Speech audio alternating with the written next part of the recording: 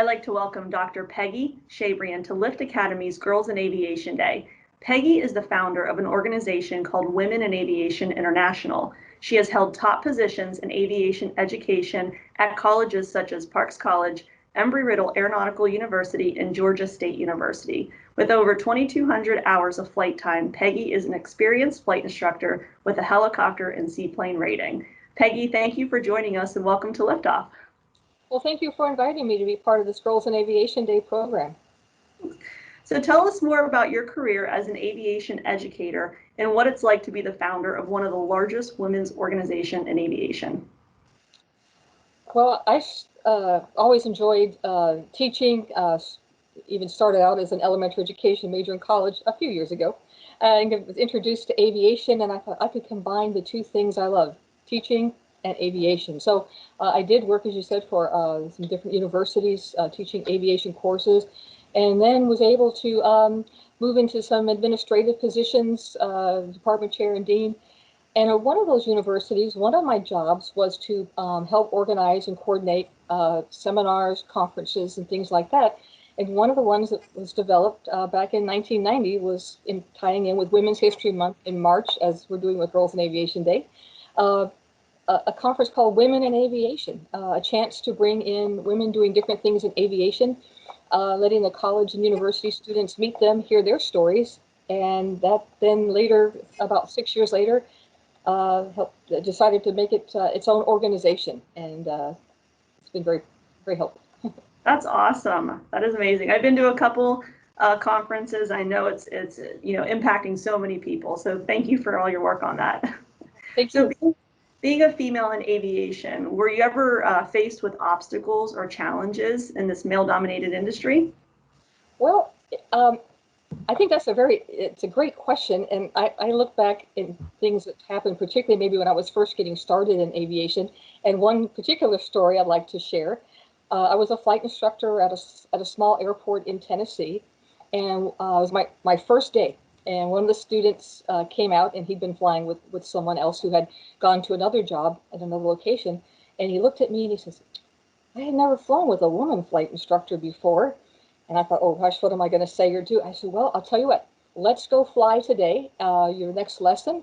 And I'll tell you what, I won't charge you for my time. And, if you don't think this is good, for you, we'll work to find another instructor. Well, we flew for about an hour, came back, and I said, well, he said, oh, this was good. You're a good instructor. Well, anyway, he went back and told people at his work. He said, "There's a lady flight instructor out at the airport now. You ought to go out and learn how to fly." So actually, I've had a few experiences like that where it's actually been a plus. That's awesome. Very good. So, looking back on your career, what moment stands out as the most adventurous moment? Probably, I'll say two things. One, I had a wonderful opportunity to fly with the Blue Angels. Wow. It was their 100th anniversary for naval aviation. They were going to be flying in Oshkosh, and oh my goodness, that was an amazing 30-minute flight that I'll always remember. But I think too, in terms of adventure, I mentioned, I've been working for universities, been doing that for about 12, 13 years, and then thinking about starting this new organization, a new business, if you will. It was, how to write a business plan, and how was it going to support itself and employees and things like that.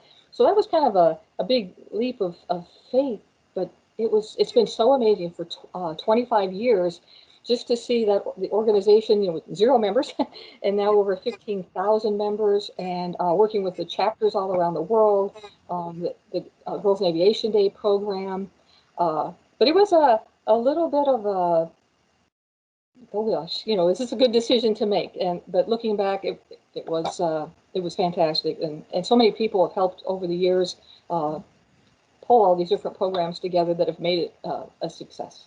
That's awesome. Has anybody ever or helped inspire you along the way or mentor you? Because I know with Women in Aviation, there's a lot of chapters, as you mentioned, that are helping, young girls get into aviation, inspiring them. Who has helped you along the way? I had people who, well, for one, a flight instructor that I had, an aerobatic flight instructor who was also an aviation author, Bill Kirshner, was the person who told me you could get a college degree in aviation. I didn't know it even existed. So that was probably one of my first mentors. But also in thinking with women in aviation, when that first conference was held in March of 1990, we had some amazing speakers. We had Gina Yeager, who had only 4 years before flown around the world nonstop in the Voyager airplane with Dick Rutan. Moria Lear, who the president for several years of the Lear Aircraft Corporation. We had two airline pilots who presented, a woman astronaut, Dr. Sheila Widnall. And in thinking about holding a second women aviation conference, because that wasn't necessarily the plan when we were planning the first one, that it did become an annual event. But in looking towards the second conference, I remember thinking, well, who are we going to get to speak? We've had all the women in aviation that are out there that we knew about at the time. But there have been so many women who've come to speak, and men from aviation industry too, with such amazing stories. And I feel very fortunate to have met so many of these people and learned from them as they give their presentations. And just many of them have now become friends over many, many years too. Yeah, that's awesome. I've received a lot of connections through Women in Aviation and just networking with all those women. It's a very inspiring group. That's great. And the scholarship winners, I'll just say, we've had over 1,400 individuals receive scholarships, over $13 million in scholarships.